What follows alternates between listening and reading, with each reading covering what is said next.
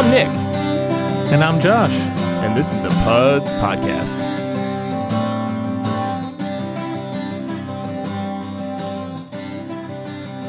What's going on, dude? What's up, my man? What is up? Just hanging out? Yeah. Hanging? Fresh off the links, dude. Yeah, how was the round? Fresh off the links. It was not fantastic. We played Allendale. Allendale's pretty tough. Not a flat green to be found probably on that entire course, so it makes putting really hard, especially when I haven't played there probably in like at least 3 years, I would think. Yeah, I was trying to think if I know I've played there with you and Tony, probably, and Paul before. We played there once, I think last summer, maybe early fall, and yeah, I was reminded how difficult that course is. I think I shot pretty well. I think I shot maybe low 90s. But yeah. I remember I was actually doing really well, and then I think the last 3 holes just destroyed me. It was a triple, double. Yeah, it's a tough course. It's a tough course, and and I was playing with people that are just starting out or getting into golf, and I always I don't know if it's just a me thing. I get so concerned with how other people are experiencing the game because I want so badly for them to enjoy themselves and whatever. So I'm focusing more on what other people are doing instead of what I'm doing. Let's pick one of the hardest courses in the area to go play at. Yeah. As they're why do people play this game? It's a tough course. Yeah, but I think they had a good time. Cool. So I think it went good. It was nice to get out and play. Compared to last year, I feel like I haven't played at all. So it's nice to get out and start working on some things because things are not looking too good right now. I need to tighten it up a bit. Yeah, I've definitely been hitting the driving range more than I've been playing. But that being said, I've probably only really been hitting the driving range once a week or something. Yeah, I need to hit the range at least once a week. I think get my swing back. Plenty of the season left. It's also been just so gross outside that I don't feel like playing golf after work or anything with how it's been lately. Yeah, it's been, even today, it was still in the mid 80s. Yes. When we got out, so it was steamy and sticky. Yeah, still pretty hot. But what's up with you, man? Nothing much, dude. We're kind of getting ready to go to Portugal next week, so we've been scrambling around a little bit. We're actually going out with Ash's in-laws, my lovely in-laws, Tony, Lisa, and Liz, and we're going to be heading to the homeland, basically. So we're flying into Lisbon Saturday into Sunday. Supposed to stay in Lisbon Sunday into Monday, then drive to Tibaldinho, which is a small village where Ash's grandmother, her vava, had a family house there. That I guess they have had it for many years. We're going to check that out and see sort of where Tony grew up and see that whole little village. And hopefully one day sneak off and do a hike to Serra da Estrela, which basically loosely translates to Star Mountains or Mountains of the Stars. And a part of it called Torre Peak, which is actually the highest point in mainland Portugal, which is 1,993 meters or 6,539 feet. So just over the height of Mount Washington. But it looks similar in sort of geography and, at least from what I'm seeing in pictures online, sort of to our Appalachian Mountains over here in New Hampshire. So hopefully we'll sneak out one day for a hike and get to see sort of the old country, quote unquote, and see Portugal. So I'm looking forward to it. Dude. Yeah, that's awesome. That's pretty significant for a mountain. Yeah, I didn't expect it to be that. Yeah, big. I had no idea that. It's funny too because I feel like Ash has always joked oh, you drive, and it does have a road to the top of it. It's semi-developed on top. I think there's a ski resort and some different I guess weather stations and things like that on top. So you can't actually drive to the top of it. And she was assuming that it was Wachusett or something because she hasn't been there since she was 17. And she was joking about it. No, it's a pretty legit mountain. Technically not the highest in Portugal because there's a slightly higher old volcano mountain in the Azores. Yes. The Azores. Yeah. But yeah, it's the biggest in the mainland. So it looks like it's maybe an hour and change from where we're going to be staying in Tibaldinho. So hoping to sneak there. And it's also supposed to be 100 degrees every day right now in Tibaldinho. So we'll see what happens. It's supposed to be dry. It's definitely dry heat, but I think it's going to be pretty toasty in that village. And I don't think we have air conditioning. So is that where Tony grew up? I believe he grew up. We gotta throw back to our podcast where we had him on because he mentioned, but I think he grew up more And so Tibaldini is a village in Menguald, which I believe is like, I'm not sure how their whole municipalities are broken down. Menguald is sort of, I think, its own maybe like county sort of deal. So he grew up in that, but I think maybe in a different village than Tibaldini. Okay. I'll have to catch up on that with him when any we're there. Beaches? Hopefully we're going to go. So I don't think we're going to end up going to the beach in Lisbon, but I think the plan is to drive to Porto one day and try to get to the beach there, which is like maybe like an hour and a half away or something. Oh, nice. And I think there might be like some river beaches and stuff like that. Again, like I'm totally unfamiliar with it. I just, you know me, like to poke around on maps and stuff. So I was asking Tony, like, where is this place? What's the address? And started perusing a little bit. And thank you, Google Translate, because I've been just unloading full paragraphs in Portuguese about different trails into that thing to see what I'm looking at on maps and stuff. So it's a whole nother adventure. Nother adventure. And now you're going to be relying on Tony to be your tour guide. Something like that. yeah. I think you're bringing the baby, right? Yeah, and we're bringing Rylan with us. This will be her first flight experience, and she's we're joking that she's going international. So we got like about a 6.5 hour flight there, and then about a 7.5 hour flight back, coming back the following Saturday. Nice. So you had to get like her passport and everything, right? Yep. Oh yeah, it's pretty historical. She's got like a little baby passport and stuff with her. Yeah. Her picture is like, she looks like slightly shocked. Like she probably was just like, why are these people taking my picture? What are we doing? So cute. She's got her little passport. Ash had to get a new passport because her other one she got before she actually changed her name when we were married. So I didn't have to do anything. I kind of was lucky with that one, other than helping out with some of Rylan stuff. Yeah. Nice.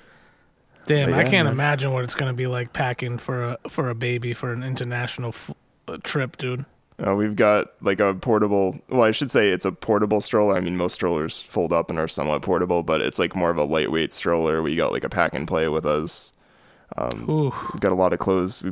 Trying to pack some lightweight books and just stuff to keep her busy on the plane. Yeah. We actually got some little like Bluetooth headphones that are almost like built into a headband that kind of go around her head. So hopefully on the plane, and nice. Sure we'll be seeing if we can download some like episodes of Mickey Mouse Clubhouse and Bluey. I think, you definitely have to. Gonna have those in our back pocket. 6 hour flight, right? Somewhere around there. Yeah, we leave around 6.5 hours. We leave at like 11:15 from Boston, and we should get into Lisbon around 10:45 a.m. local time. Yeah. I guess otherwise known as the red eye. Yeah, that is a red eye. I was gonna say though, I get stressed out just packing like to go to the beach, dude. I can't imagine packing to go to another country. Like, that's insane, dude. Yeah, I mean, we're just gonna buy diapers and things like that there. Obviously, like we're not gonna take a ton on the plane with us. Okay. And I think even in general, because they have a caretaker at the house in Tibaldini, but I don't believe anybody really stays there. So I think we're gonna have to get or I should say, I believe Ash's parents, who are going to get there a little earlier, are going to be like getting linens and fans and stuff like that, and kind of stocking up the house. And not exactly sure when. I believe they'll be staying in Lisbon like the night that we're there, and maybe when they fly in. So we'll see what happens with that. Best of luck, man. I hope it's a fantastic trip. Thanks, man. I'm looking forward to it. We're like kind of just ready to go at this point. I think we got everything mostly packed, so we're prepared as much as we can. Now we're kind of at the mercy of the scheduling of the airlines and. Yeah. I've been hearing about that you guys were going on this trip for a while, so it's nice that we're finally at that point. Yeah, I mean, we were supposed to go in COVID, a lot of 2020, right when COVID sort of started. We were supposed to actually go that summer, and I believe probably it actually took they didn't get canceled immediately. It was like April, May. I think they finally canceled it because we were supposed to go similar time of year, and needless to say, that didn't happen. Yeah. So it's kind of good to get back. I was supposed to go to Mexico that year. Yeah, and everybody had plans that year that got canceled. So we didn't get to go. But yeah, it's nice to kind of regroup 4 years later at this point. Yeah, that's going to be awesome, dude. I want to try to get over to Portugal maybe next year. When you did your genealogy thing, did it say which part of Portugal your lineage was from? Yeah, I was I think it was. Probably can hear Moose in the background. Sorry. Moose, what are you doing back there? She's just meowing really loudly. She's been quiet the entire time, and now she's saying hi on the podcast. Hi, Moose. Hi, Moosey. But yeah, I was curious where you're from. So my, I was the Azores, São Miguel, and Fayal. Oh, okay. Yeah, that's where my family's from, so. So not necessarily the mainland. Yeah, no. And it's all right.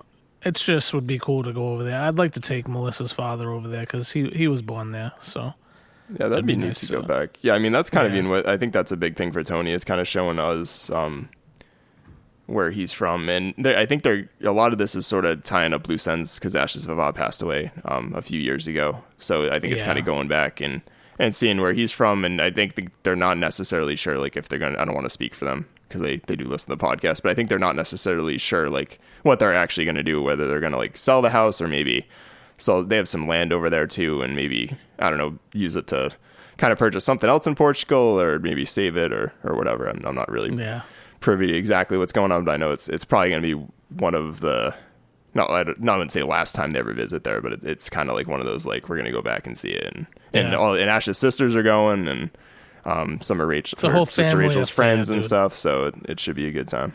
Yeah, that's awesome, man. And I've got my old trails loaded up for what's around T-Baldini, so got a camera, got the baby packed. Ooh, I can't wait for Ashley, those pictures. So. Those are going to be I'm probably going to go crazy. Good.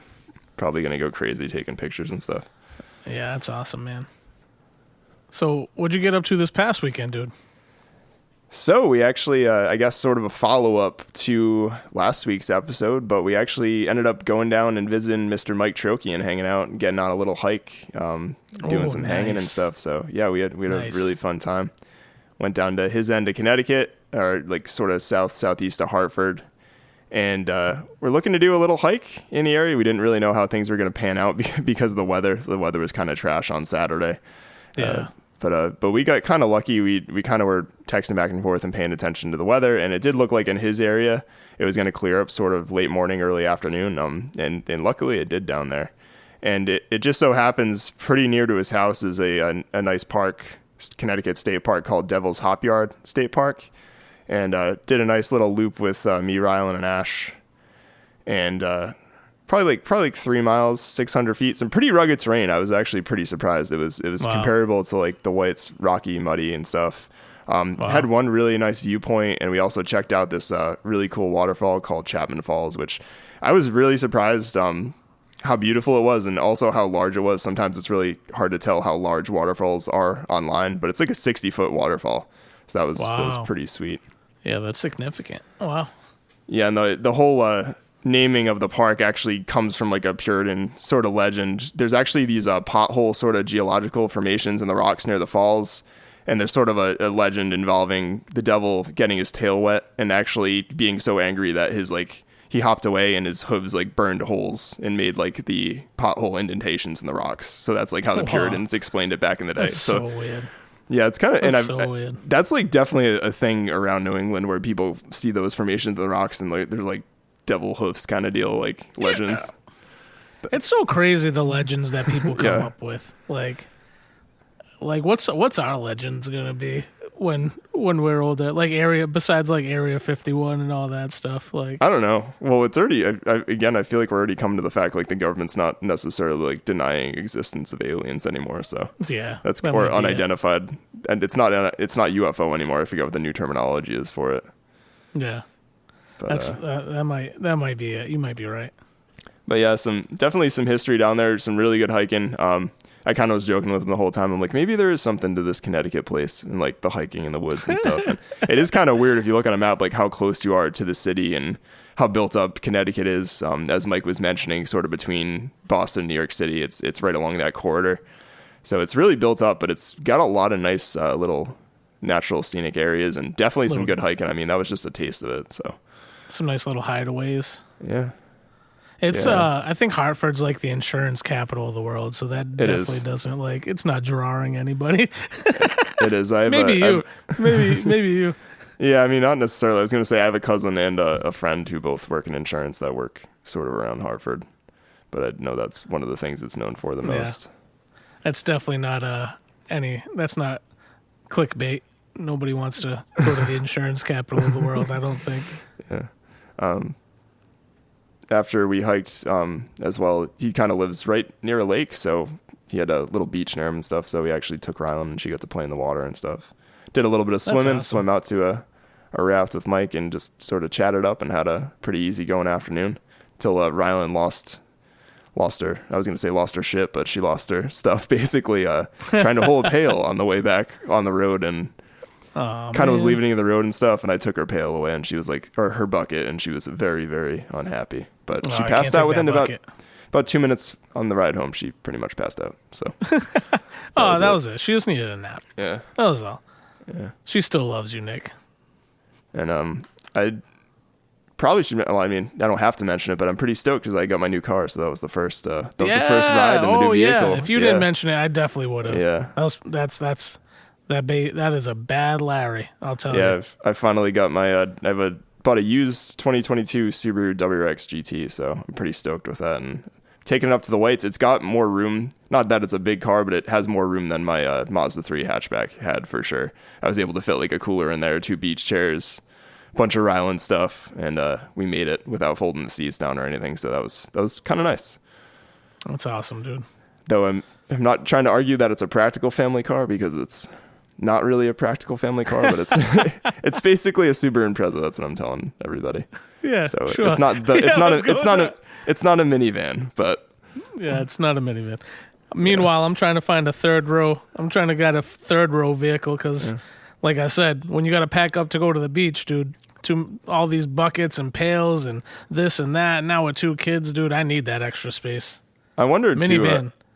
I was gonna say a lot of them, like I know, like because you were looking at the CX-90. I think a lot of those you can fold the third seats like directly down into the floor too, which is nice. So you just have it's like having a little pickup bed behind your car. I think that's what I want. I think I want something like that so that I can fold that down, have the space when I need it, and then if we have people that need to ride with us, we still have space for them too. So, that's cool. Old man talking. Yeah, just old man. Yeah, we're just having old man talk. Just dad talk. Hashtag father of 2. Yeah. We just wanted to catch up tonight and kind of keep. I feel like we've been on a good click with releasing episodes. Yeah. I think we're gonna go to Little Compton Beach this weekend. South Shore Beach, you mean? Yeah, South Shore Beach. Yep. We're gonna try to make it out there. It used to be. Is it just Rhode Island residents? It's private too, but I know we went like last year or something in Mass, and like you couldn't get in until after 5:00. It's like one of those things. Like a lot of places put in during COVID where it was like, oh, we're going to keep it to local residents only because we want to limit the amount of people. And then they just never lifted it after COVID lifted. So now it's just a semi-private beach. But well, I guess we're going to find out. I mean, we are Rhode Island residents now, so. You got the one right there in Tiverton too now too, right? Yeah, we like Fogland. Fogland's nice. Yeah. And there's another beach. The name always escapes me. Oh, Grinnell. Grinnell's beach, but we like Fogland, but it's only like another 10 minutes to get to South Shore Beach, so we're going to give that a try.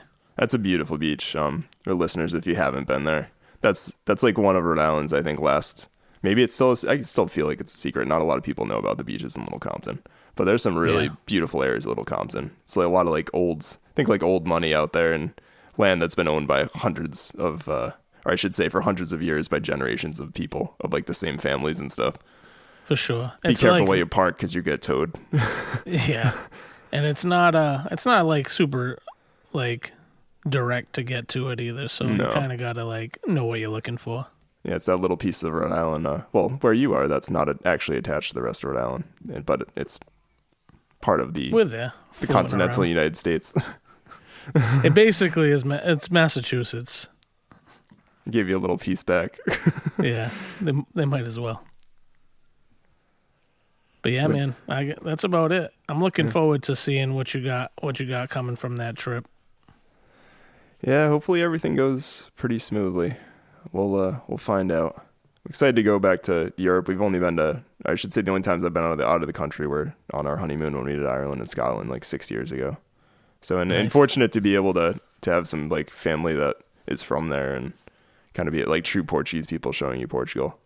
Yeah. So I mean, I think Tony left when he was like around 9 or 10 or something like that, and obviously Ash's Vivu and Nava were like straight up came from there and lived a good chunk of their lives there and then came to the U.S. Right. That's awesome, man. Yeah. Make sure you share the pictures. Send them out, dude. I will absolutely be sending them out. So go ahead. Yeah, I was gonna say, what you got on your plate? What'd you get up to last weekend? Anything good? Last weekend, dude, I enjoyed the day that it rained. We enjoyed a nice day at home and just relaxed and just chilled. It was nice to just unwind. Cool. And then on Sunday we actually hung out with the Morales, friend of the podcast, Adam and Katie, and their daughter Thea. We went over their house and played bucket golf, dude. Oh, you brought the bucket golf? Excellent. Brought the bucket golf. It was Excellent. Awesome. Yep.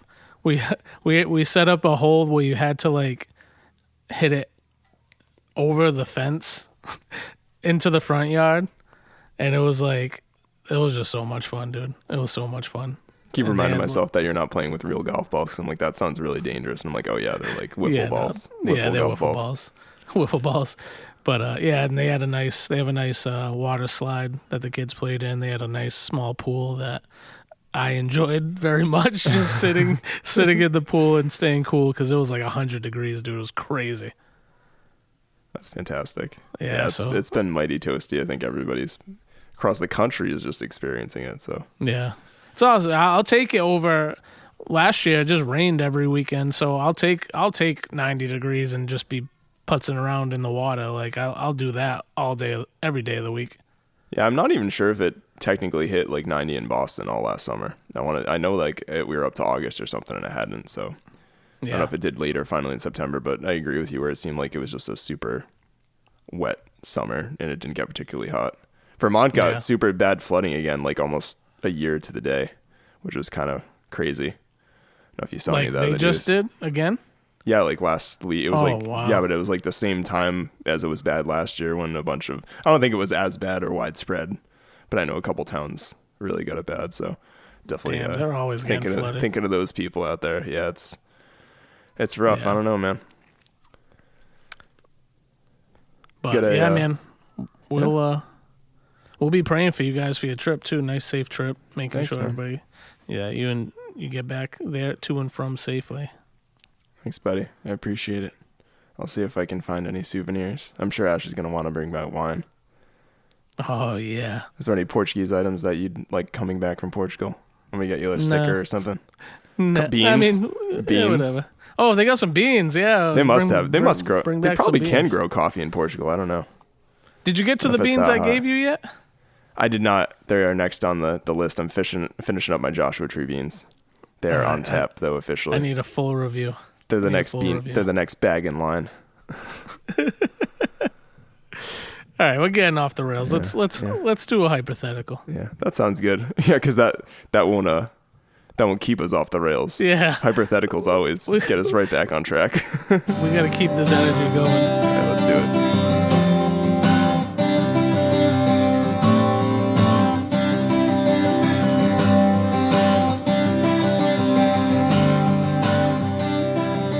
Josh.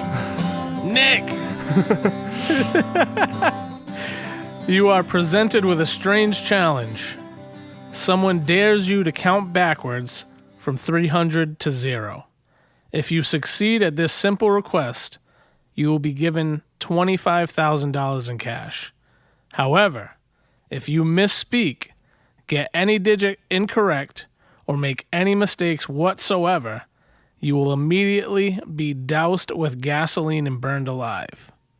Do you attempt this challenge? No. That's not worth it. You didn't even wait. No. That sounds like an awful... I was going to say you're going to die, but that sounds awful. That sounds absolutely awful. That's like a life-altering accident. That's like you're either going to die from not being able to breathe oxygen because you were lit on fire, or you're going to have like insane burns all over your body and need skin grafts if there's any skin left on you. Yeah. Is it the price tag? If it was a little more lucrative, would you do it? I think it'd have to be a pretty big price tag. Like if it was $250,000. No? Nope. You don't have the confidence that you can count from 300 to 0 I do, backwards? But I guess I don't. I know how to count, I think. But I just feel like it's way too easy to flub up. Like, I flub up just talking on a podcast to you. Yeah, that's I true. listen to myself. Yeah. I'm like, I don't need to count down from 300 and chance being like burned with gasoline. Yeah, that's like a terrible way to go too. That's like a terrible way to go. I'm really mulling it over because I think it's a very simple thing to do. You know what I mean? It is. It'd be one of those things like if I didn't do it and then you did it and you got 25 grand to be like, I'm an idiot. I should have done that. Like, do you think, like, if you could practice beforehand, like if you think you could practice, that sounds worse. I feel like that's one of those things you're gonna mess up more if you keep practicing it. It's like trying to spell a word or something. Like you'll see people like, I remember this even being in spelling bees in school. Like I feel like a lot of times your first gut reaction with those memorization things is the correct answer, and once you start trying to practice for it or second guess yourself, then you're entertaining more mistakes. Oh man, Nick, I think you might be right, dude. I think I would just skip it. I don't want to get burned. Is there a price though? Like what about $10 million? Yeah, it's just tough. 10 million. Yeah. 10 million? Ooh, is there a price tag where you'd be like, I'm down? Yeah. I mean, 10 million's that's pretty significant. I mean, I feel like if they sweeten the deal, if it was like 10 million and then free tuition for your kids and like your mortgage is paid off, like then I'd probably think about it. Damn. Then you're just like sitting pretty for generations. Yeah. I don't know. Yeah. I think, if the price tag was a little more, it'd be a little more enticing, but $25,000, that can't even get me the car I want. You know what I mean? Yeah. Like that's not enough. It's maybe if it was down payment. Yeah, it's a good down payment, but still gonna have to make payments. That's no good, dude. And to risk maybe being burned alive, yeah, like no, thank you. I'm surprised it being a hyperthetical. It's like there's not some sick twist where it's like your best friend douses you in gasoline and tosses like a lighter at you. Oh my lord. Oh, then I definitely wouldn't. And they get $25,000. Oh. Yeah, then I definitely wouldn't do it. We're both walking away with no money. Oh man, that's a good one. I was curious because I was actually re-listening to our episode today, but how'd Game of Dragons? Yeah, I wanted to call it Game of Dragons. I'm just tired tonight. It's House of Dragons, Game of Thrones. Did you get to any momentous event in House of Dragons? So there was a big event. There was a big dragon event. Okay. And then the episode that immediately preceded that big dragon event was just, once again, just like, Yeah. This got me thinking today. Do you think they've pushed too much where they're trying to milk a series for so long and seeing how long they can build up action? Do you think like they're trying to find some threshold, or maybe they just finally hit it on this where it's like, because Game of Thrones I feel like was suspenseful, and God knows there's a ton going on in the plot of that. To me, it's like watching The Sopranos or something like that, where especially as it goes on, where there's just a bunch of different subplots going on. But maybe they're just finally hitting sort of a wall where they're just trying to milk it too much for what it's worth. Because I feel like you're really into stuff like that too. So if they're losing you, I feel like there's got to be a good chunk of people that are like, this is just too much for not as much exciting payoff. I think what happens is they touched the sky. Like they set the bar so high with Game of Thrones before the ending, before how they ended it. Like for the good portion of that show, it was the best thing on TV. Yeah. You know what I mean? They dominated it. Yeah. So, and then when you end that series so poorly and you leave people wanting like redemption or wanting more, I guess, and then you come out with this show, it's like, all right, they're going to get back to it. This is going to be the peak of TV once again. And it's not there. And I don't know if it needs more time. I don't know what, but it's just frustrating or disappointing because it's like you're waiting for things to happen, waiting. And then something happens. And then it's like, but then it's more nothing. It's more filler. So it's like maybe eventually everything will catch up and it'll be like, all right, we're paying off all these 8 things. But right now it's like a lot of setup and not much payoff. Yeah, man. Yeah, it's interesting. I was thinking of that today. I'm like, maybe they're just pushing it too far with that. Because I've heard mixed reviews from... I've heard quite a few people, like even I work with, really liked the first season and haven't enjoyed the second season as much. So, I don't know. Yeah. It's kind of weird. Yeah, you know what never disappointed, Josh? Deadliest catch. Deadliest catch. It's always great. Ice road truckers. That's a totally different show. It's a totally different show. Oh man. All right, dude. This was a good SPUDs. Yeah. Spud it up. Yeah, we spud it up. I want to mention too, we got stickers. I'm running low on those stickers, man. I'm gonna have to hit you up for some more stickers soon. Yeah, we gotta re-up stickers. Yeah, if you're interested in stickers, just reach out to us on the socials with your address and how many you want, and we'll be happy to send those to you completely free with a paid postage stamp, which I believe the rates of stamps are actually going up again, aren't they? They just did. Yeah, they just went up. So there you go. You got to get a free shipping back to you of some nice PUDs Podcast stickers with a little silhouette and a picture of some of the Adirondack Peaks. Yeah. We had a couple people reach out. Yeah. Recently. Yeah, I mean, like I said, I've gone through like 45 at this point, I think, like that. Something That's like that. awesome. 45, 50. Yeah, so we've been shipping them out. Yeah, we got to, next episode or maybe another episode down the line, we got to do some shout outs. Yeah, send us some text messages, folks. You can send us fan mail. It's part of the links in our episode notes. I'm not sure too if everybody knows what the show notes are like when I say that, but if you, whatever podcast platform you are, usually you can kind of scroll up on the episode. Like Apple Podcasts, you sort of swipe up, or Spotify, I'm assuming is sort of the same thing, but there's usually like a little description of kind of the episode, and if you keep scrolling down, we have like notes and links to various things. Including a link to shoot us a text message where you can rant about us or complain anonymously and give us a 1-star review. Don't do that. Don't do that. You can complain, just don't do the 1-star review. Yeah, don't do the 1-star review. All right, buddy. Man. Yeah. Until next time. You got something? Oh, I was just gonna mention we're gonna generally take like probably a week and a half, 2 weeks off after this, so we'll see on the other side, Pudheads. Yeah. Maybe Josh will do like a solo one. Ooh. And you'll just ruminate. Ooh. You should do like a solo live thing on stream. Solo live, just talk about anime. My favorite type of cheese. My favorite cheeses. We could get into that, but I'm tired tonight. I like a nice buttery Gouda. Nice. Oh, don't get me started on aged Gouda, man. I'm gonna get Wilkie on, and we're gonna do anime. Actually, you know what? Friend of the podcast, Adam. Me and him might talk anime. All right. We'll see. We can do that. Let's see how ambitious I am while you're away. We can do that. If you guys stack it up, I'll mix it and put it out. That sounds good, bro. All right, buddy. All right, man. Bippity boppity, give me the zoppity. Bye. Bye. PUDs Podcast was produced and recorded in Black Cat Studios by the Pud Boys. Find us on Apple, Spotify, or wherever you get your podcasts. If you enjoyed, please consider leaving us a review and subscribing. Find us on social media, and we'll see you next time.